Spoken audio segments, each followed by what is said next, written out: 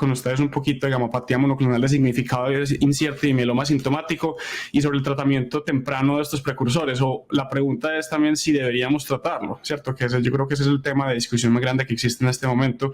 Y como discutían, yo creo que ese es el objetivo de todos. Queremos prevenir este desenlace que es el mieloma múltiple. Para empezar, no tengo ningún conflicto de interés para reportar. Creo que es un poquito la agenda que quiero tocar hoy. Empecemos con un caso clínico para poner este tema no solamente desde el punto de vista global, sino también desde el punto de vista individual, que yo creo que es extremadamente importante, especialmente en el caso de mieloma asintomático de alto riesgo, la discusión y tener en cuenta el paciente individual que tenemos al frente. Vamos a hablar un poquito de las definiciones de precursores de mieloma, tanto desde el punto de vista clínico y operativo como desde el punto de vista biológico.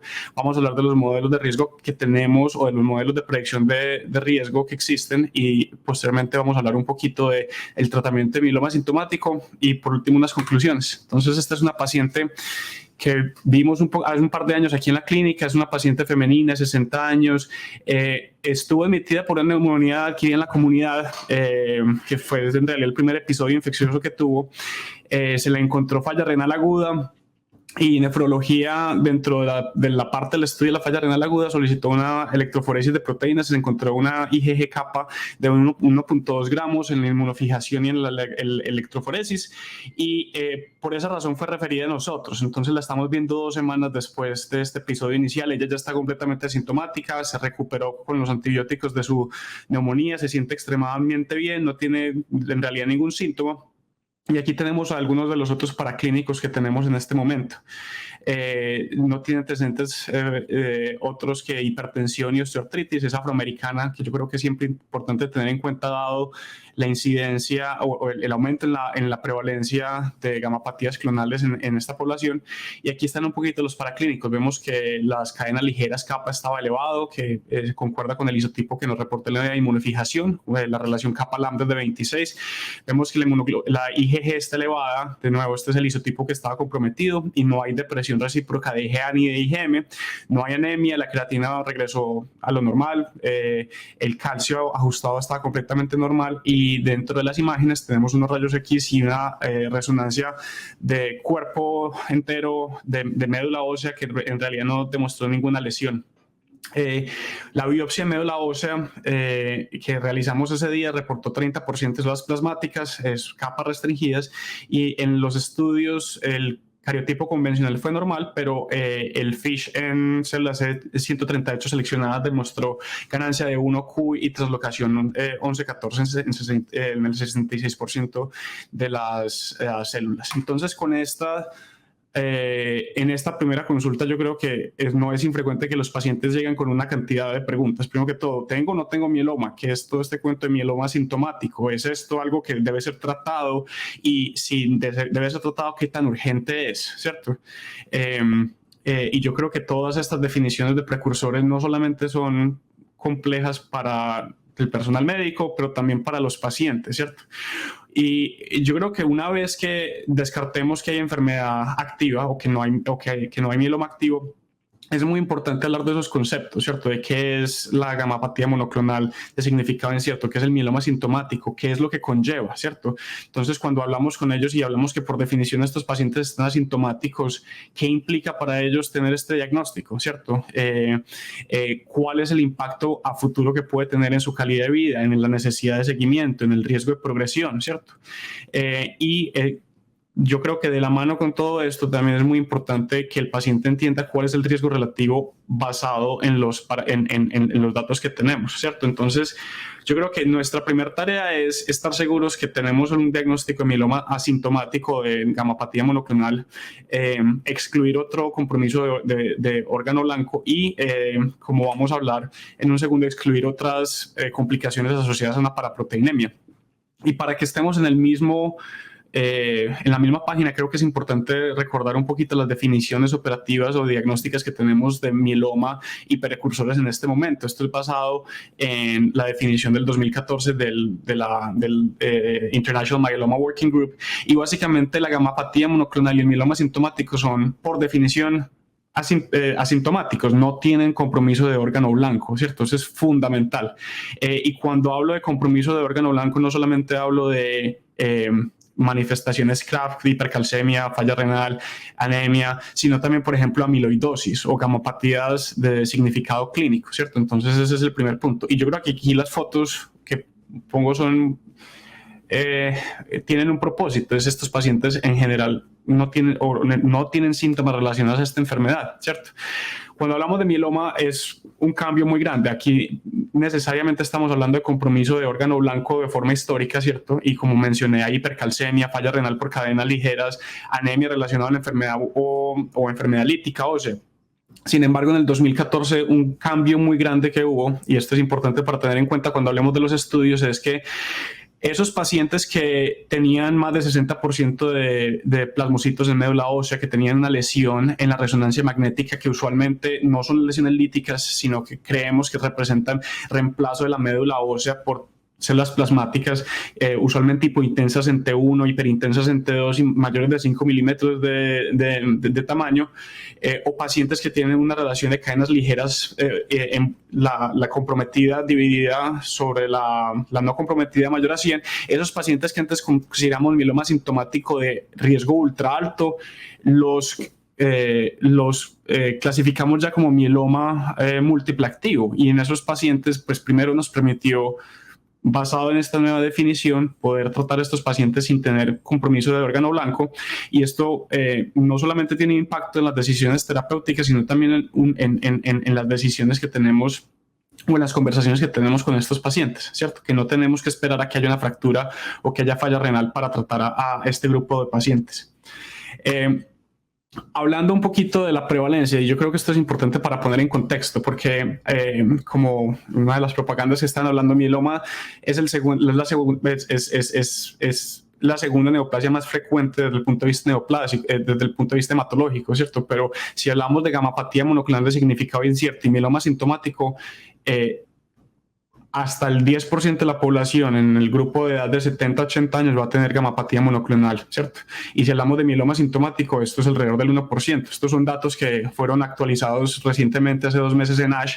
Este es el estudio iStop, que es básicamente un estudio donde se tamizó todo un país, Islandia, y pues es a nivel poblacional el estudio, yo creo, de mayor calidad, que nos demuestra que esto es un problema que pues para nada es frecuente. Entonces, hablar de estos precursores tenemos que tener mucho cuidado, porque primero que todo, no queremos volver algo patológico de forma innecesaria, queremos capturar a los pacientes que de verdad se van a beneficiar del tratamiento, no queremos causar costos extensos o innecesarios al sistema, y también desde el punto de vista individual al paciente, ¿cierto? Es importante recalcar que esto, pues como mencioné antes, el origen étnico, por ejemplo, afroamericanos, hispanos, es una variable importante.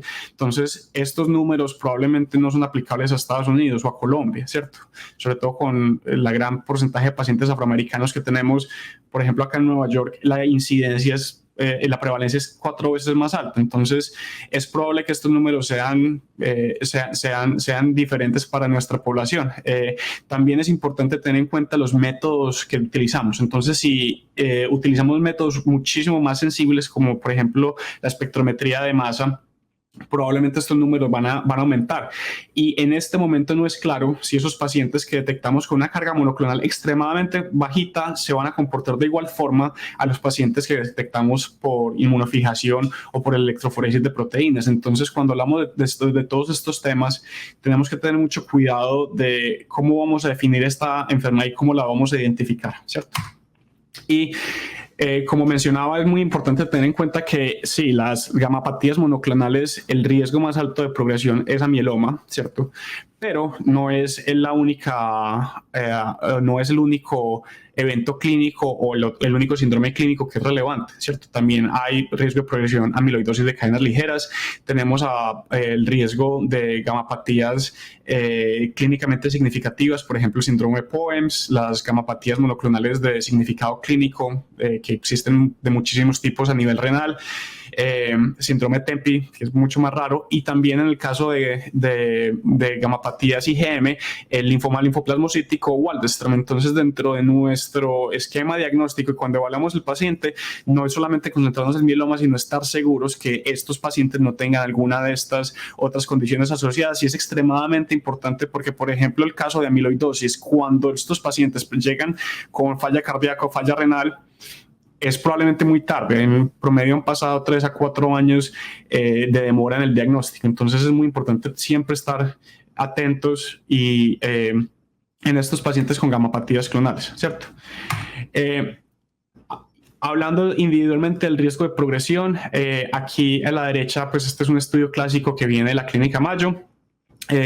Básicamente este es como todo el condado de Olmsted County y lo que demostraron fue que el riesgo de progresión en gamapatía monoclonal tiene una tasa de más o menos 1% por año y es relativamente estable en el tiempo, ¿cierto? A diferencia de la gamapatía monoclonal, si bien el mieloma sintomático, que es la curva superior, esta curva no es lineal, no es estable en el tiempo. Los primeros 5 años hay un riesgo de progresión de aproximadamente el 10% por año, ¿cierto? Y posteriormente esta curva se aplana. Y yo creo que aquí es cuando empezamos a darnos cuenta que probablemente lo que clasificamos o nos gusta clasificar muy claramente como mieloma sintomático, gamapatía monoclonal, y nos gusta poner pacientes en cajones, pues probablemente funciona muy bien como una definición clínica y operativa, pero probablemente no nos está reflejando muy bien la realidad biológica que existe, ¿cierto? Entonces, pasando al otro gráfico a la derecha, vemos que esta curva de mieloma sintomático, que tiene como 3 fases, en teoría podría estar compuesto de 3 grupos biológicos diferentes. El primero en rojo es un paciente que tiene un mieloma simplemente que se diagnosticó temprano y tiene una alta progresión, mientras que los pacientes que están mucho más a la derecha en la curva, en verde acá, tienen una tasa de progresión estable en el tiempo casi que similar a la de la gamapatía monoclonal, ¿cierto? Entonces, la pregunta es, cómo desde esta definición clínica que tenemos de gamapatía monoclonal o mieloma sintomático, cómo podemos diferenciar estos 2 grupos biológicos, ¿cierto? Porque idealmente cuando evaluamos un paciente, lo que queremos saber, si en este momento está sintomático, yo quiero saber qué paciente va a progresar y qué paciente se va a mantener de forma indolente, porque si conozco qué pacientes van a progresar y cuáles pacientes no, pues puedo diseñar intervenciones terapéuticas, ¿cierto? Y estrategias de seguimiento. Y esto se remonta un poquito a los cambios que hemos tenido en nuestro entendimiento de la mieloma, de la génesis del mieloma. Entonces, en la parte superior, ustedes tienen un proceso de evolución puntual que es históricamente lo que habíamos considerado el mieloma como el modelo más aceptado, donde en cada fase de evolución hay mutaciones o eventos genómicos que se van adquiriendo, similar a lo que pasa en cáncer de colon, ¿cierto? Pero esto no refleja, o esto por lo menos no concuerda con lo que estamos encontrando, por lo menos en la curva que les acabo de mostrar, donde ya hay pacientes en la etapa de mieloma sintomático donde progresan extremadamente rápido. Entonces, eso nos ha cuestionado un poquito cuál es el modelo que tenemos al frente. Y en la parte inferior, yo creo que tenemos el modelo que en este momento consideramos más aceptado, ¿cierto? Entonces, cuando el precursor existe, ya sea que lo llamemos mieloma sintomático o gamapatía monoclonal, si somos capaces de ver a las características genómicas que existen, por ejemplo, ciertas mutaciones de alto riesgo como mutaciones en TP53, en las MAP quinasas, en las mutaciones de reparación del DNA, o eventos cromosómicos grandes como cromotripsis, cromoplexis, que básicamente son eventos donde el DNA hay grandes pérdidas y grandes pérdidas en un solo evento. Si podemos ver qué pacientes tienen estos marcadores de alto riesgo, pues podemos identificar los que se están comportando como un mieloma progresor versus los que van a comportarse de forma indolente, ¿cierto? Y no quiero, la idea de esto no es decir que un modelo sea la única verdad, porque probablemente y biológicamente no es lo que pasa, porque recuerden que hay pacientes con gamapatía monoclonal que a pesar de estar estables en el tiempo, todavía hay una rata de progresión, pero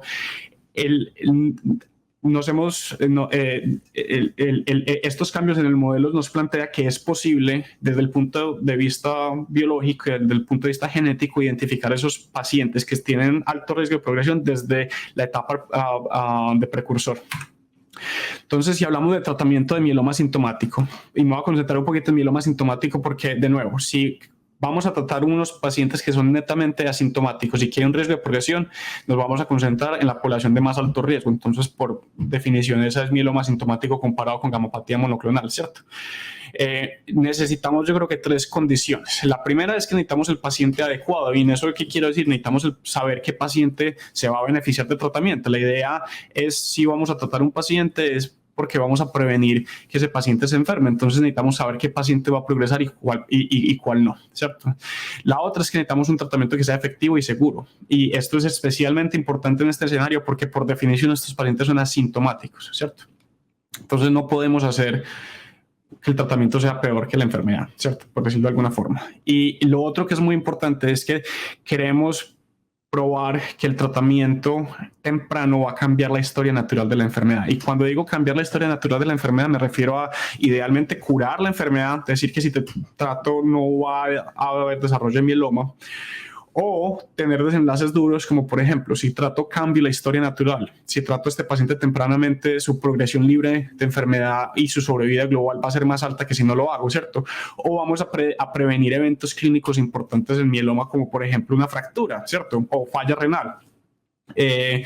Porque la idea no es simplemente hacer tratamiento temprano para ganar progresión libre de enfermedad en la primera línea, pero en realidad no va a haber un cambio global. Eso no es tratamiento, eso lo único que hace es exposición temprana y simplemente lo que estamos haciendo es un cambio en el intervalo en cuando tratamos al paciente. Entonces quiero concentrarme un poquito en los modelos de progresión. Voy a empezar hablando pues históricamente los modelos de progresión se han basado en marcadores que hablan de la carga tumoral, ¿cierto? Y uno de los primeros modelos viene del grupo español del PETIMA, y donde ellos utilizan el porcentaje de células anormales plasmáticas en médula ósea, medidas por en el inmunofenotipo por la citometría de flujo, y la inmunoparesis, que es simplemente medir si hay depresión recíproca de las inmunoglobulinas no comprometidas. Y estos 2 criterios, pues aquí pueden ver, estos son todos pacientes con mieloma asintomático, nos ayuda a discriminar cuáles pacientes van a progresar. Aquí en la curva roja son los de alto riesgo, tiene una tasa de progresión a 2 años aproximadamente el 50%, ¿cierto? En paralelo, la Clínica Mayo desarrolló otro modelo. El primero fue planteado en el 2008 y ellos utilizan 3 variables: la cantidad de la proteína monoclonal, el análisis de las cadenas ligeras, ¿cierto? Y la plasmocitosis y la cantidad de células plasmáticas en médula ósea. Este modelo del 2008 fue refinado en el 2018 y últimamente este es el que fue aceptado por el International Myeloma Working Group, y es lo que se conoce como el modelo 2-20-20, simplemente porque utiliza un punto de corte de 2 gramos de proteína monoclonal, una relación de cadenas ligeras de mayor a 20, la normal sobre la normal, y una plasmocitosis en médula ósea de más del 20%. Y aquí ven que también nos ayuda a discriminar muy bien. Nos ayuda a discriminar, por lo menos en los pacientes de alto riesgo, tiene una progresión a 2 años del 46%. Pero si volvemos a lo que mencionaba inicialmente en las características de tratamiento, yo creo que podemos estar de acuerdo que decir si un paciente tiene un 60%, un 50% de progresión a 2 años, probablemente no es suficiente, ¿cierto? Porque eso quiere decir que si trato a todos esos pacientes tempranamente, pues todavía van a haber un grupo significativo, más del 30% de pacientes que van a estar expuestos a tratamiento sin haber desarrollado enfermedad clínica, ¿cierto? Entonces, estos modelos, todo el grupo, toda la comunidad está de acuerdo que aunque son muy útiles como modelos de estratificación, no son lo suficientemente discriminativos para seleccionar los pacientes que van a progresar, ¿cierto? Y yo creo que hay limitaciones inherentes a esto, porque como pues, les mencioné, todas estas variables son relacionadas a la carga tumoral, ¿cierto? Y hay problemas inherentes a esto. Por ejemplo, un sesgo de muestreo. Si hacemos biopsias de médula ósea, todos sabemos que en mieloma la enfermedad puede ser focal. ¿Qué pasa cuando hay enfermedad oligosecretora? Cuando tengo enfermedad que tiene solamente cadenas ligeras, ¿cierto? Y lo otro que es muy importante es que estos modelos no son dinámicos, que es muy diferente a lo que pasa cuando vemos el paciente frente a frente, ¿cierto? Por ejemplo, regresando a nuestro caso clínico, esta paciente, la primera consulta que la vimos, podemos calcular su riesgo, pero no hay que tomar necesariamente una conducta clínica en ese momento. Podemos hacer una evaluación en 2 meses y si hay cambios en los paraclínicos, pues yo creo que eso es componente vital de la información que nos va a hablar no solamente del riesgo general en la población, pero también del riesgo individual para ese paciente, ¿cierto? Y hay han habido ciertas aproximaciones a cómo complementar estos modelos basados en carga tumoral, por ejemplo, el uso de características genómicas que mencioné, ciertas translocaciones, los cambios de ganancia o pérdida de material cromosómico, mutaciones puntuales, las firmas moleculares y los eventos estructurales complejos como cromotripsis que había mencionado, ¿cierto? Y con el uso de plataformas de secuenciamiento, cada vez esto está más cercano a la clínica, ¿cierto? También, pues indudablemente yo creo que las células plasmáticas circulantes es indudable. El grupo español, el doctor Paiva, ha trabajado extensamente y cada vez se demuestra más la importancia de las células plasmáticas circulantes, no solamente en mieloma sintomático, pero también en mieloma de diagnóstico reciente, ¿cierto? También se ha hablado, por ejemplo, de el estatus de glicosilación de la proteína monoclonal como un factor de riesgo para progresión no solamente de mieloma, sino amiloidosis, ¿cierto? El estado inmune, no con respecto a la protección contra infecciones, sino el de los diferentes compartimentos celulares, de células NK, de células T reguladoras, de células citotóxicas, se ha visto que cambia desde el momento que el precursor inicia a la progresión de la enfermedad. Y cómo podemos o cómo utilizar esa información del estatus inmune del paciente puede que también nos oriente a decir qué paciente va a progresar o no. Y por último, como había mencionado, pues yo creo que los marcadores dinámicos no solamente son accesibles en la práctica clínica, sino que nos pueden dar información individual para la trayectoria de cada paciente, ¿cierto? Han habido esfuerzos o digamos uno de los principales esfuerzos que el IMWG, por ejemplo, hizo fue incorporar ciertos eventos cromosómicos recurrentes en mieloma que normalmente se deberían chequear de rutina en FISH, integrar eso a la clasificación 2-20-20. Aquí pueden ver cómo la incorporación de ciertos marcadores que no son los mismos de mieloma de alto riesgo. Por ejemplo, aquí está la de lesión 13, que en mieloma probablemente tiene un efecto neutro, se ha asociado con aumento en la progresión, ¿cierto? Y esto nos da un poquito más de función discriminativa en estos pacientes. De hecho, también aquí a la derecha pueden ver un score pues basado en la regresión logística que ellos calcularon, y que incluso con este score se puede obtener un riesgo de progresión a 2 años mucho más granular, ¿cierto? Entonces, pues esto se validó en una cohorte grande, pero faltan validaciones en cohortes externas, ¿cierto?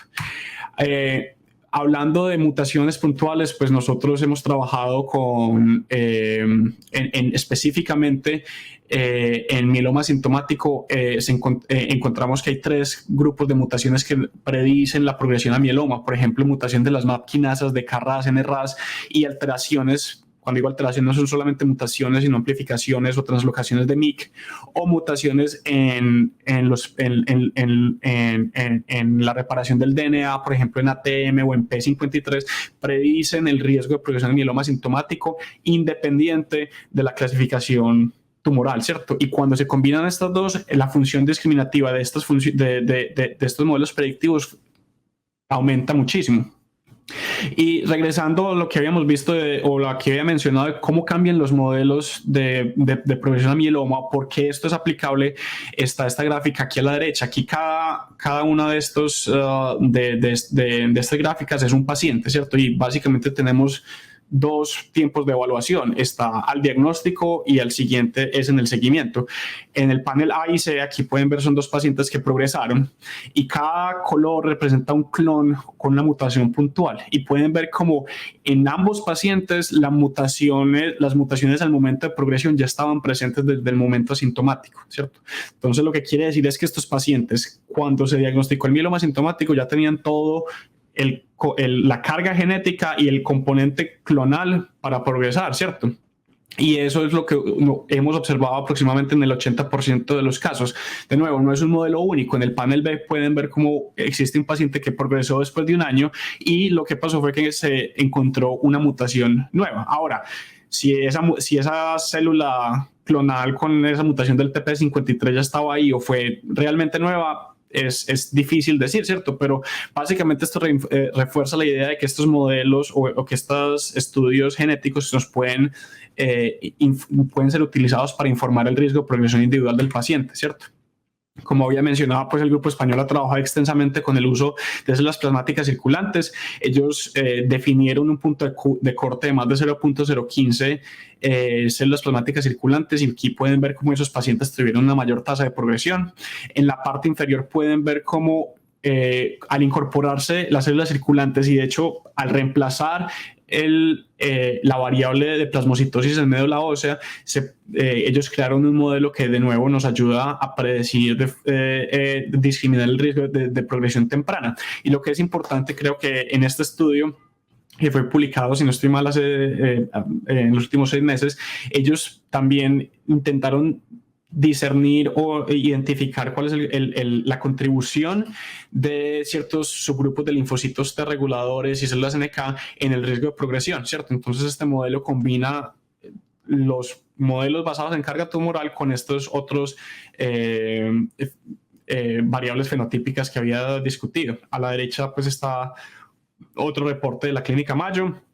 De nuevo, esto utiliza puntos de corte diferentes. Creo que si vamos a utilizar estos modelos desde el punto de vista clínico, necesitamos unificar no solamente las definiciones, sino la metodología, las técnicas y cómo vamos a aplicar esto de forma sistemática, ¿cierto? Y similarmente, creo que hay varios, hablando de los marcadores dinámicos, pues es muy claro que ciertos marcadores, por ejemplo, los cambios en la proteína monoclonal, entonces ahí la E es de proteína monoclonal evolucionando o hemoglobina en evolución, nos habla de cambios desde el diagnóstico en los primeros 12 meses, ¿cierto? Como pacientes que tienen caída de 1 o incluso tampoco como 0.5 o medio gramo de hemoglobina desde el diagnóstico tienen un aumento en el riesgo de progresión. Lo mismo con la proteína monoclonal o las cadenas ligeras, ¿cierto?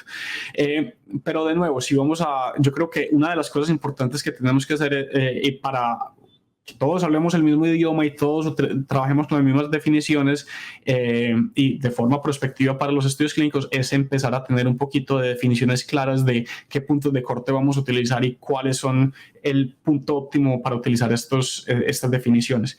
Y por último, yo creo que qué factores de pronóstico se utilizan. Al momento no hay uno que sea el gold standard y que va a triunfar por encima de todo. Yo creo que eso no solamente tiene implicaciones a nivel, pues, desde el punto de vista académico, pero también de acceso. Por ejemplo, nosotros acá es mucho más fácil acceder a secuenciación que a citometría de flujo multiparamétrico, ¿cierto? Los recursos disponibles en cada escenario van a ser diferentes y yo creo que tenemos que encontrar la forma de unificar y no solamente crear definiciones armónicas, pero también definiciones accesibles a larga escala, ¿cierto? En cualquier país donde estemos. Y idealmente, yo creo que las células plasmáticas circulantes son extremadamente atractivas. Idealmente, sería fabuloso si podemos hacer modelos que no son invasivos para el seguimiento de estos pacientes, ¿cierto? Entonces, regresando al caso clínico, pues, y basado en lo que acabo de discutir, pues sabemos que nuestro paciente tiene un alto riesgo de progresión basado en el modelo 2-20-20, pues por la relación kappa lambda mayor a 20 y más de 20% de células plasmáticas.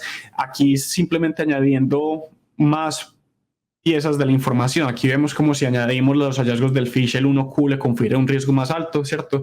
Esta paciente, de hecho, también tenía una mutación de las MAP quinasas. Entonces, de nuevo, todo esto son informaciones importantes. Y en los primeros 6 meses, afortunadamente, pues toda la parte de la paraproteína y su hemoglobina estuvo estable.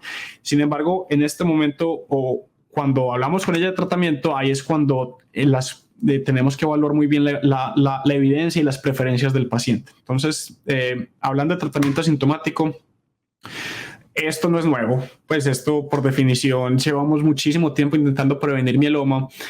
Las primeras definiciones de mieloma asintomático son desde 1980, cuando se encontró que pacientes con exceso de plasmocitosis en médula ósea a pesar de estar sin tratamiento, no tenían progresión, ¿cierto? Entonces, el término mieloma sintomático, smoldering myeloma, se acuñó en 1980, ¿cierto? Y de hecho, el primer ensayo clínico comparando melfalán y prednisona versus placebo data de 1993. Aquí, pues, en chiquitico pueden ver la curva de progresión. No hubo diferencias significativas, pero a medida que, el paradigma ha sido que a medida que nuestros tratamientos para mieloma múltiple activo han mejorado, integramos ese conocimiento en el tratamiento de mieloma sintomático, ¿cierto? Entonces, cuando empezamos a utilizar talidomida, bisfosfonatos, se incorporaron al mieloma sintomático, pero no fue sino hasta el 2010 que empezamos a ver ensayos clínicos randomizados fase 3 mucho más relevantes. Y la estrategia en este momento era terapia con lenalidomida, con o sin dexametasona,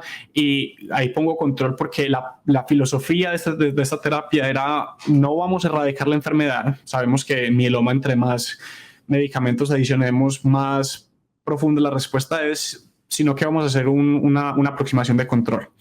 En el 2014 hubo el cambio en las definiciones muy grandes. ¿Y por qué lo incluyo acá? Pues porque es importante tener esto en cuenta siempre que analizamos la evidencia, que algunos pacientes que en el pasado pudieron haber sido catalogados como mieloma asintomático, pues de un momento a otro pues resultaron calificando como mieloma de alto riesgo, ¿cierto? Y eso simplemente nos dice que puede haber diferentes poblaciones de riesgo en estos estudios.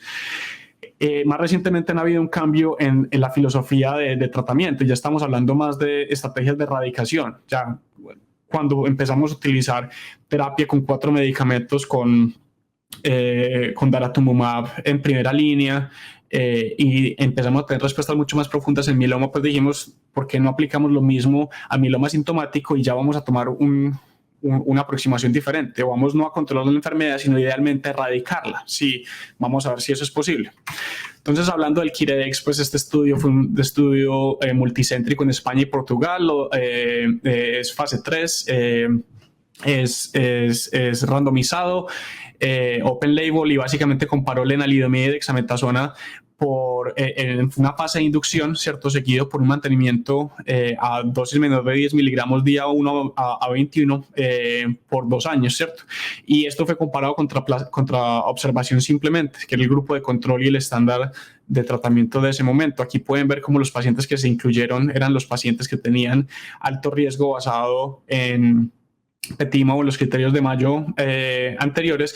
Pero una de las cosas que es importante remarcar es que en este estudio los pacientes al enrolarse no necesitaban tener imagen, resonancia o PET. Y sabemos que la serie esqueletal de los rayos X no es lo suficientemente sensible. Aproximadamente el 50% de los pacientes pueden tener falsos negativos, ¿cierto? Y menciono esto porque cuando evaluamos los resultados de este estudio, yo creo que es extremadamente importante. Los desenlaces, el primario fue el tiempo de progresión de enfermedad sintomática, los desenlaces secundarios fue la sobrevida media, la respuesta y la seguridad. Y lo otro que es importante es que los pacientes en mantenimiento, cuando había progresión asintomática, podían empezar dexametasona. Sin embargo, en los pacientes que estaban en observación, había que esperar a que hubiera progresión como tal de la enfermedad y que cumpliera criterios de tratamiento. Aquí pues pueden ver un poquito los resultados. La progresión libre de la enfermedad claramente beneficia el tratamiento temprano, y de hecho la sobrevida media también fue mejor en el grupo de pacientes que fue tratado tempranamente. Y aquí, a pesar que este estudio fase 3 demostró un impacto en la sobrevida, esta terapia no se acogió de forma universal. Y uno de los puntos grandes, una de las críticas grandes es que, pues primero, la idea de esto es que de pronto este impacto en la sobrevida es básicamente causado por pacientes que tenían mieloma múltiple activo con lesiones líticas simplemente que no fueron detectadas, ¿cierto? Y ahí está uno de los grandes limitantes. En paralelo, aquí en Estados Unidos, el ECOG hizo este estudio, el E3A06, básicamente un diseño similar. Tuvo una fase 2 para evaluar eficacia y seguridad con lenalidomida, pero en la fase 3 básicamente compararon lenalidomida monoagente, ahora sin esteroides, contra observación. Y los desenlaces primarios pues, fue el tiempo de progresión de enfermedad sintomática activa, sobrevida global, que de hecho no, a largo plazo no se evaluó, y ese es uno de los problemas grandes con este estudio, y respuesta y seguridad. Aquí pueden ver de nuevo en el panel A que la progresión libre de enfermedad claramente beneficia el tratamiento, ¿cierto? Sin embargo, la sobrevida a 2 años pues permanecía igual, y como dije, desafortunadamente en este estudio no va a haber datos de sobrevida a largo plazo, ¿cierto? Ahora con la respuesta, estas son la respuesta tanto en el Kiredex como en el estudio del ICO, el E3A06. Vemos que la mayoría de pacientes tuvieron una respuesta que fue una respuesta parcial o una respuesta VGPR, una respuesta parcial muy buena, ¿cierto? No hubo respuestas profundas, y de nuevo, esto no es sorprendente. Ahora, interpretando un poquito estos estudios, es sorprendente que los pacientes tengan una progresión libre de enfermedad más larga si los trato antes si no los trato. Pues no, estoy dándoles tratamiento temprano. La pregunta es si ese tratamiento temprano sí tuvo un impacto a largo plazo. Desafortunadamente, pues tenemos los datos del Kiredex que muestran desenlaces en sobrevida, pero con la pregunta de qué tantos de esos pacientes tienen mieloma activo, y en el E3A06 no hay datos a largo plazo de sobrevida, ¿cierto? Entonces hay una limitación grande en ese momento de saber a largo plazo cuál es el impacto de tratamiento. Lo que sí es importante, sabemos que en el Kiredex, los pacientes que estuvieron con tratamiento, los pacientes que estuvieron en observación y progresaron, la progresión libre de la enfermedad fue la misma. Entonces, probablemente la progresión libre de la enfermedad no cambia basado en si empiezo tratamiento más temprano o no, ¿cierto? Y aunque en estos pacientes pues la toxicidad fue relativamente esperada en estos 2 estudios, con lo que se sabe con respecto a la lenalidomida, un poquito de mielosupresión, pero no hubo ninguna señal nueva sugestiva de que había un exceso de toxicidad.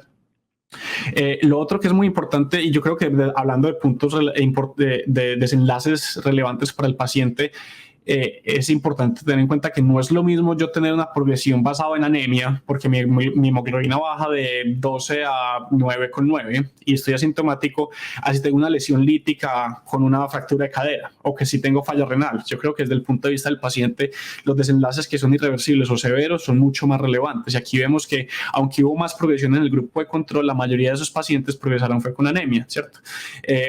Bone disease o enfermedad ósea puede ser de una lesión lítica asintomática hasta un evento óseo. Entonces, yo creo que cuando definimos progresión de enfermedad en estos estudios de mieloma asintomático, ser mucho más granulares en la definición y en ver qué eventos estamos previniendo, ¿no? es crucial en el futuro. Cambiando de reírme un poquito, vamos a hablar de los estudios más recientes. Está el César, también del grupo español de mieloma. Esto es, como había mencionado, estamos cambiando de terapia casi que monoagente a terapia similar o que está diseñada básicamente basado en los esquemas que utilizamos para el tratamiento de mieloma activo. Aquí es inducción con carfilzomib, lenalidomida y dexametasona por 6 ciclos, seguido de trasplante con melfalán 200 miligramos metro cuadrado y consolidación con KRD, seguido por mantenimiento por 2 años con lenalidomida y dexametasona. Este es un fase 2. Desafortunadamente no se hizo un grupo control. Y pues mucha gente ha preguntado por qué no se hizo un grupo control. Yo creo que la idea de el endpoint, el desenlace que queríamos evaluar, es ver si podemos tener respuestas profundas similares a las que vemos en mieloma y qué tan duraderas son esas respuestas, ¿cierto? No tanto evaluar el desenlace de sobrevida, que necesitaría un seguimiento muy largo y creo que los números serían más altos, ¿cierto? Pero aquí lo que estamos, como había mencionado, el desenlace primario es la tasa de enfermedad mínima residual después del tratamiento, pues después del trasplante y después de completar todo el esquema de tratamiento. Y aquí, como ya había mencionado, los pacientes sí necesitan tener imagen por tomografía o PET, pero este estudio permitió pacientes con lo que se conocía como enfermedad de ultra alto riesgo, ¿cierto? Similar a esto está el estudio ASCENT, que nosotros participamos acá en Cornell.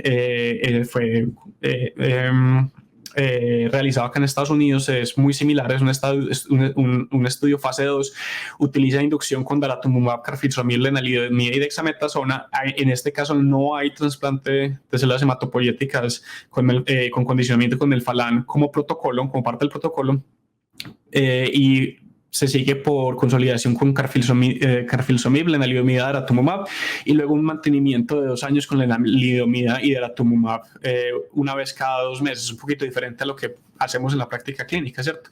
De nuevo, aquí lo que queríamos ver era qué tan profundo o cuál era la tasa de respuestas profundas. En este caso, el desenlace primario era respuesta completa estricta, ¿cierto?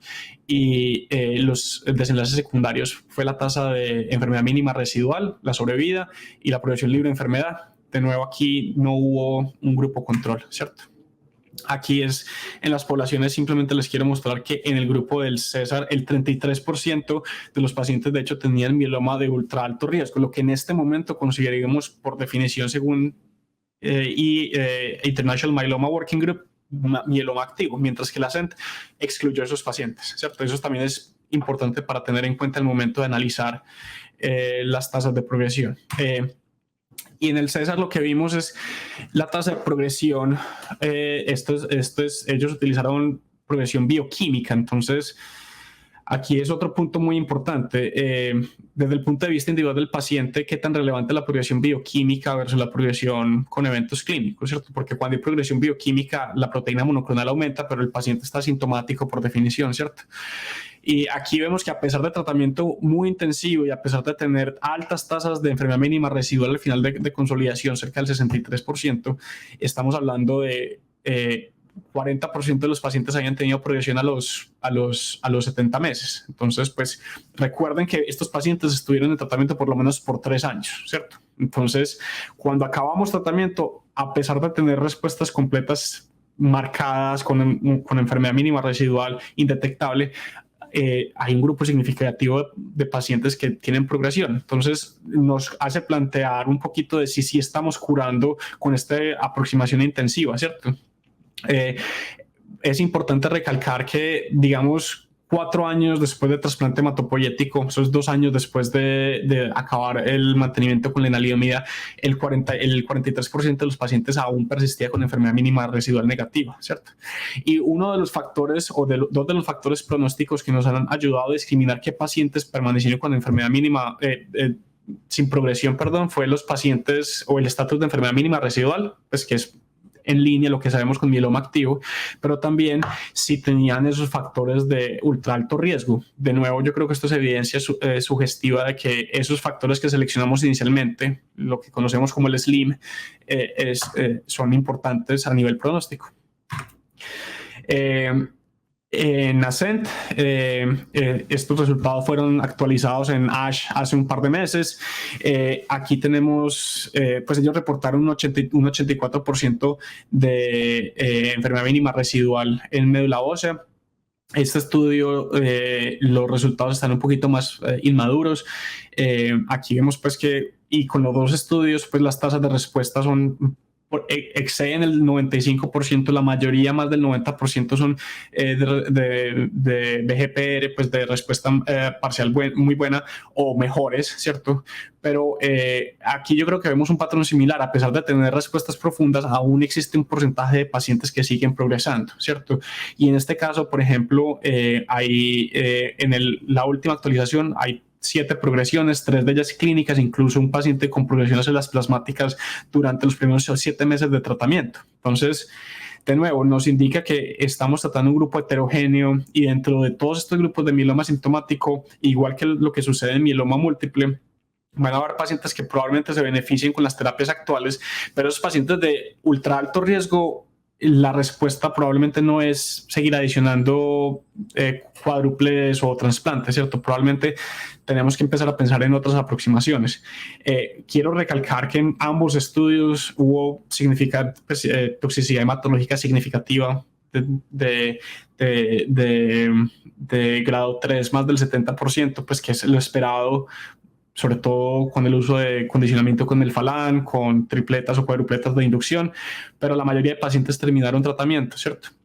Sin embargo, yo creo que la discusión de esa toxicidad tolerable en este momento para todos los pacientes es un poquito más difícil de justificar que en el caso de mieloma activo, porque como habíamos hablado, estos pacientes primero que todo son asintomáticos, segundo que todo no podemos tener el mismo grado de seguridad que todos los pacientes se van a beneficiar uniformemente del tratamiento, ¿cierto?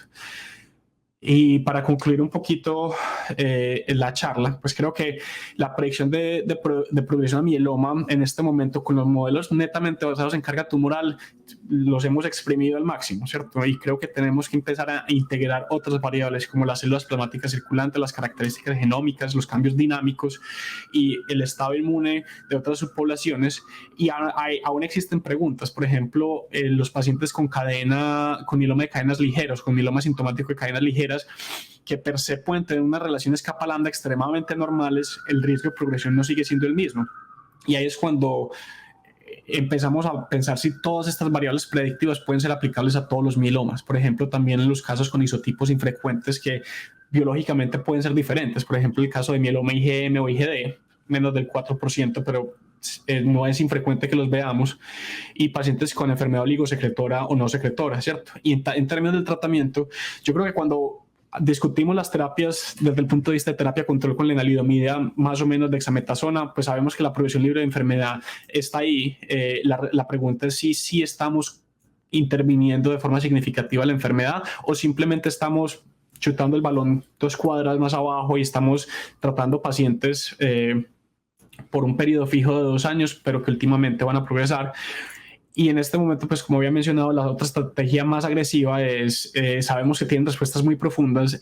La pregunta es si toda esa toxicidad, no solamente orgánica, sino también económica, en calidad de estilo de vida, tiene un beneficio significativo para el paciente. Y desafortunadamente yo creo que el diseño de los estudios que hemos tenido no nos ha permitido eso, ¿cierto? Estos son los pros y contras, ¿cierto? En el tratamiento, pues que en teoría podríamos prevenir eventos clínicos. No creo que hayamos claramente demostrado eso. Sabemos que la progresión libre de la enfermedad en el tiempo evaluado es menor, ¿cierto? Pero la tasa de anemia fue la misma, la tasa de falla renal fue similar, igual. Hay significativa toxicidad económica, también hay preguntas sobre la seguridad a largo plazo, especialmente si estamos exponiendo pacientes a alquilantes o inmunomodulatorios. Y ansiedad con tratamiento, porque aquí es donde yo creo que hay que regresar a lo que habíamos discutido un poquito de la importancia de individualizar los valores con cada paciente. Los pacientes manejan el riesgo de forma muy diferente basado en la información, y yo creo que por eso es tan importante esa discusión de qué es el mieloma sintomático, la gamapatía monoclonal, cuál es el riesgo individual y cuáles son los beneficios en cada caso, ¿cierto? Este es un poquito el esquema que utilizamos acá en Cornell. Nosotros, pues, como había mencionado, utilizamos el modelo 2-20-20, incorporamos los datos moleculares, FISH, el secuenciamiento que en este momento lo estamos haciendo como parte de un protocolo de investigación, seguimos los cambios dinámicos y en el caso de riesgo alto, pues lo prioritario es, yo creo que enrolar a los pacientes en ensayos clínicos. Aquí a la derecha están un poquito los ensayos clínicos que están en este momento activos. Una de las cosas que me preocupa es que, si se fijan, la mayoría de desenlaces primarios es progresión libre de enfermedad, ¿cierto? Que probablemente yo creo que ahí no nos va a dar la respuesta definitiva, ¿cierto? Entonces, creo que necesitamos más información. Yo creo que los estudios fase 2 son importantes si vamos a empezar o si vamos a plantear nuevas aproximaciones terapéuticas, por ejemplo, con el uso de otras modalidades de tratamiento como anticuerpos biespecíficos o CAR-T, pero aún más en esta población asintomática con un riesgo de progresión, a menos que caractericemos muy bien una población de extremado alto riesgo. Yo creo que es un poquito más difícil plantearle eso al paciente, ¿cierto? En este momento creo que es completamente apropiado seguir al paciente, o dependiendo de los valores del paciente, está también apropiado discutir el tratamiento con lenalidomida, pero limitado a 2 años. En lo personal, yo creo que esto requiere una discusión muy sucinta con el paciente dependiendo de los valores, y tienen que entender muy bien cuáles son los beneficios y los riesgos de cada opción.